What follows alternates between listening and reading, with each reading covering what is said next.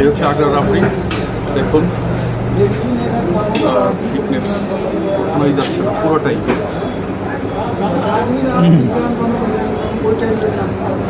ঠিকই মুখে দিতেই মোলায়েম। একসাথে পুরোটাই দেওয়া যাওয়ার মুখে, তবে একটু তাড়িয়ে তাড়িয়ে খেতে যাচ্ছি।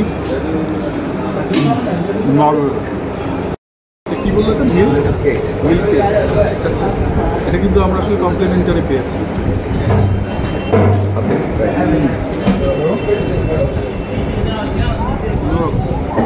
মানে ছানা